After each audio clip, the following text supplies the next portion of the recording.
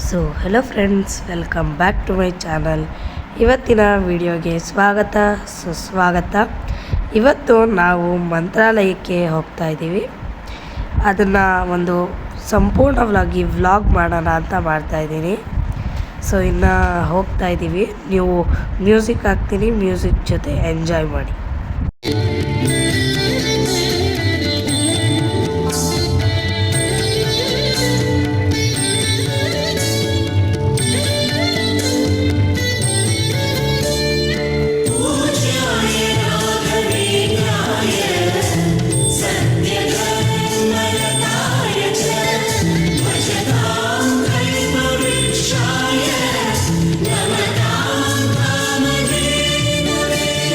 ದೇವಕಿ ನಂದನ ಯಾದವ ಕೃಷ್ಣನ ಭಜಿಸುವ ಶರಣ ಗುರುವೇ, ಜಾನಕಿ ರಮಣನ ಶ್ರೀ ಜಯ ರಾಮನ ಪೂಜಿಪ ಹರಿಯ ಮಗುವೇ. ದೇವಕಿ ನಂದನ ಯಾದವ ಕೃಷ್ಣನ. ಸೊ ಮಧ್ಯದಲ್ಲಿ ನಾಷ್ಟ ಮಾಡೋಕ್ಕೆ ಅಂತ ಹೇಳಿಸಿದ್ದು ಟೀ ತಗೊಂಡಿದ್ದು. ಟೀ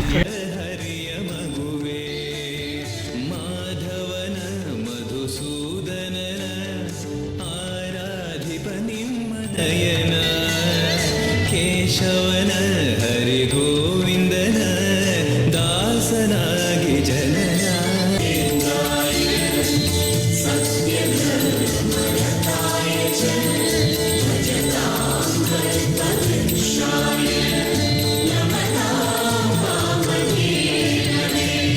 ತಿರುಪತಿ ವಾಸನ ವೆಂಕಟರಮಣನ ಅನುಗ್ರಹ ಪಡೆದ ಗುರುವೇ,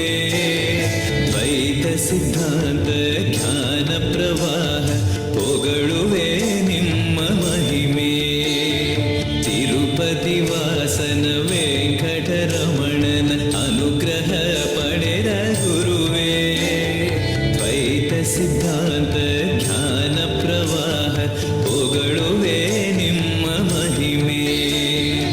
ಆಲಯವೇ ಕರುಣಾಲಯವೇ ಮಂತ್ರಾಲಯ ಸ್ಮರಣೆ, ಶಾಶ್ವತನೇ ಪರಿಪೂರಣನೇ ರಾಘವೇಂದ್ರ ಪ್ರಭುವೇ. ಮತ್ತೆ ಟೀ ಕುಡಿಯೋಕ್ಕೆ ಅಂತ ಒಂದು ಕಡೆ ಇಳಿಸಿದ್ದು. ಅಲ್ಲಿ ತುಂಬ ಅಂದರೆ ತುಂಬ ಗಾಳಿ, ಫುಲ್ಲು ಸಖತ್ ಗಾಳಿ ಬೀಸ್ತಿತ್ತು. ಅದನ್ನೇ ವಿಡಿಯೋ ಮಾಡಿದ್ದೀನಿ, ನೋಡ್ತಾ ಇರ್ಬೋದು. ತುಂಬ ಗಾಳಿ ಆಯಿತಾ, ತುಂಬ ಗಾಳಿ ಬಿಸಿಲಿದ್ರೂ ತುಂಬ ಗಾಳಿ ಬೀಸ್ತಿತ್ತು. ಮತ್ತು ನಾನು ಆಂಧ್ರದಲ್ಲಿ ಒಂದು ಥಿಂಗ್ ಕಾಮನಾಗಿ ಏನು ಅಬ್ಸರ್ವ್ ಮಾಡಿರೋದು ಅಂದರೆ, ಜಾಸ್ತಿ ಆಂಜನೇಯನ ದೇವಸ್ಥಾನಗಳಿವೆ.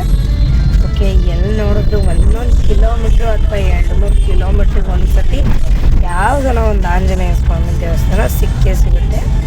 ನೋಡ್ಬೋದು. ಫೈನಲಿ ನಾವು ಮಂತ್ರಾಲಯಕ್ಕೆ ರೀಚ್ ಆದಮೇಲೆ ಅಲ್ಲೇ ನಾವು ರೂಮ್ ಹುಡುಕೊಂಡು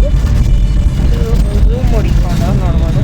ರೂಮ್ ಹುಡುಕಾದ್ಮೇಲೆ ರೆಡಿಯಾಗಿ ಫ್ರೆಶ್ ಅಪ್ ಆಗಿ ಈಗ ನಾವು ರಾಘವೇಂದ್ರ ಸ್ವಾಮಿ ದರ್ಶನಕ್ಕೆ ಹೊರಡ್ತಾ ಇದ್ದೀವಿ.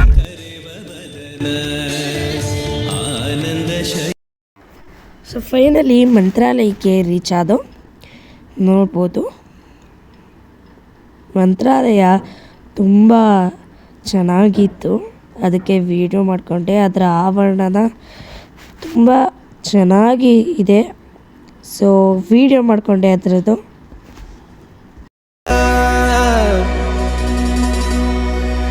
ನೊಂದ ಜೀವಕ್ಕೆ ಉಸಿರೇ ನೀನಯ್ಯ,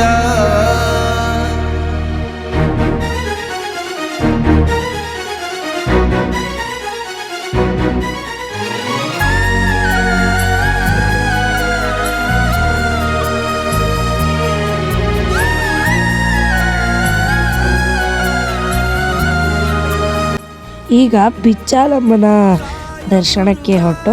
ನೋಡ್ಬೋದು, ಅದ್ರ ಪಕ್ಕದಲ್ಲೇ ಇರೋದು. ಅದಾದಮೇಲೆ ದೇವಸ್ಥಾನದ ಒಳಗಡೆ ಎಂಟ್ರಿ ಆದೋ. ನೋಡ್ಬೋದು, ಇಲ್ಲಿ ಕಳಸ ಇದೆ. ನೋಡ್ಬೋದು, ರಾಯರ ಮಂಗಳಾರತಿಯನ್ನು ಹಾಕಿದ್ದೇವೆ. ಕಂಟಿನ್ಯೂಲಿ ದರ್ಶನ ಮಾಡಿ.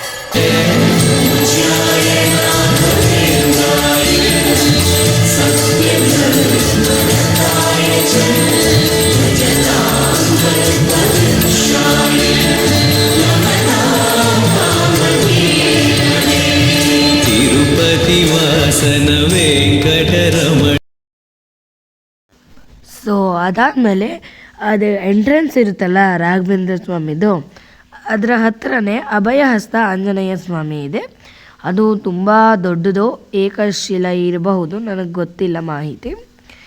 ಅದನ್ನು ನೋಡಿಕೊಂಡು ಬಂದು ಅದಾದಮೇಲೆ ಇದರಿಂದ ನೆಕ್ಸ್ಟ್ ಹೊರಟಿದ್ದು ಎಲ್ಲಿಗೆ ಅಂದರೆ ಬಿಚ್ಚಾಲೆ ಗ್ರಾಮಕ್ಕೆ. ನೋಡ್ಬೋದು, ಈಗ ಬಿಚ್ಚಾಲೆ ಗ್ರಾಮಕ್ಕೆ ಬಂದಿದ್ದೀವಿ. ಅಲ್ಲೂ ಸಹ ಒಂದು ಬಿಚ್ಚಾಲಮ್ಮನ ದೇವಸ್ಥಾನವಿದೆ. ನೋಡ್ಬೋದು, ಇಲ್ಲಿ ಹಾಕಿದ್ದಾವೆ, ಕಾಣಿಸ್ತಾ ಇರ್ಬೋದು. ಶ್ರೀ ಶ್ರೀ ಶ್ರೀ ಬಿಚ್ಚಾಲಮ್ಮನ ದೇವಸ್ಥಾನ ಅಂತ ಹಾಕಿದ್ದಾರೆ, LED ಥರ. ನೋಡ್ಬೋದು, ಇದು ತುಂಬ ಚಿಕ್ಕ ದೇವಸ್ಥಾನ ಆಗಿತ್ತು ಮುಂಚೆ, ಈಗ ದೊಡ್ಡದ ದೇವಸ್ಥಾನ ಆಗಿದೆ. ಅದರ ಸೈಡಲ್ಲೇ 2ನೇ ಬೃಂದಾವನವನ್ನು ಕಾಣ್ಬೋದು.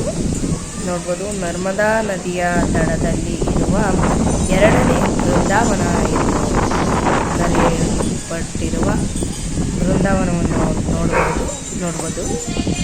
ಇಲ್ಲೇ ಇದನ್ನು ಪ್ರದಕ್ಷಿಣೆ ಹಾಕಬೇಕು, ಆಯಿತಾ. ನೋಡ್ಬೋದು, ನಾವು ಪ್ರದಕ್ಷಿಣೆ ಹಾಕ್ತಾ ಇದ್ದೀವಿ.